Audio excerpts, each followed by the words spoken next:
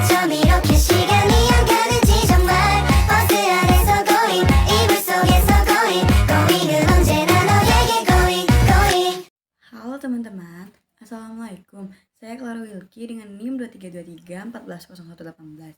Di sini saya akan memenuhi tugas UTS saya dengan dosen pengampu yaitu Mem Khaira Elwarda MHQ.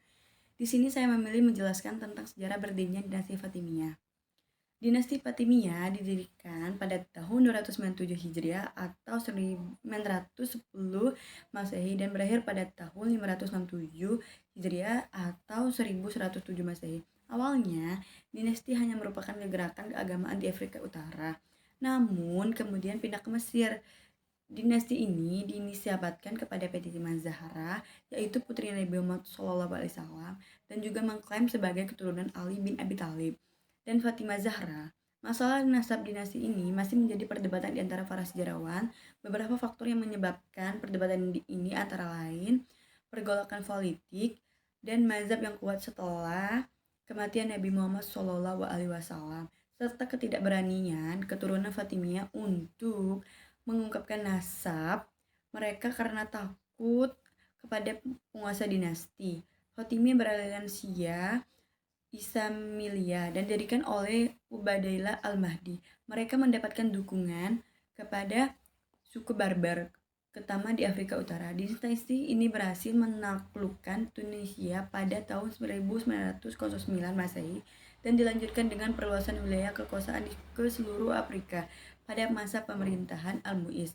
Kehidupan masyarakat menjadi makmur dan sejahtera dengan pembangunan berbagai infrastruktur dan perkembangan ilmu pengetahuan. 2. Perkembangan dan kemajuan dinasti. Pada masa pemerintahan Fatimiyah, agama saling terkait dan dianggap sebagai fondasi penting dalam keberlangsungan negara. Mayoritas Khalifah Fatimiyah memiliki sikap moderat dan perhatian dalam agama non-muslim, sehingga orang Kristen Kopti Armenia merasa dihargai hanya oleh masyarakat muslim.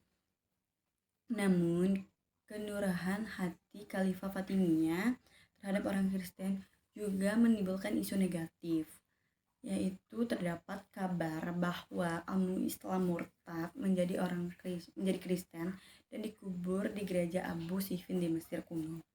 Periode kekuasaan dinasti memiliki 3 hal penting. Yang pertama, kemajuan administrasi pemerintahan, dan yang kedua, penyebaran paham Syiah, dan yang ketiga, pengetahuan. Mereka juga membangun Masjid Al-Azhar untuk menjadi pusat penting pengembangan ilmu, pengetahuan, dan mendirikan Universitas Al-Azhar di bidang fisik. Mereka juga membangun banyak bangunan seperti masjid, universitas, rumah sakit, jalan-jalan utama.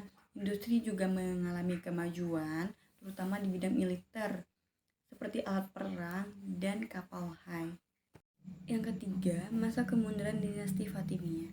Dinasti Fatimiyah mengalami kemunduran akhir pada masa pemerintahan Al-Adid.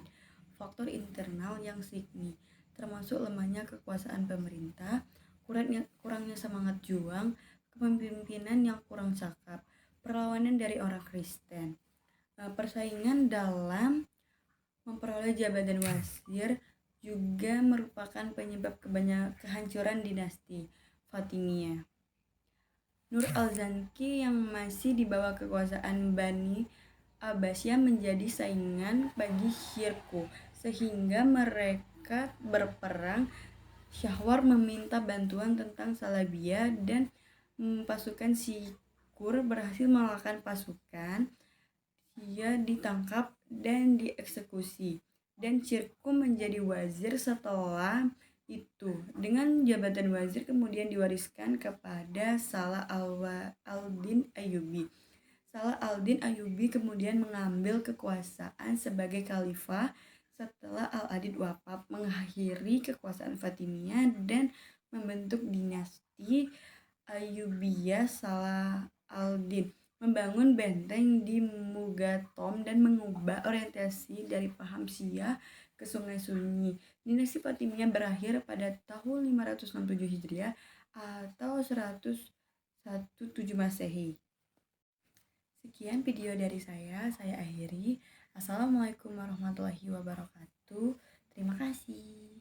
Terima kasihku padamu Tuhan.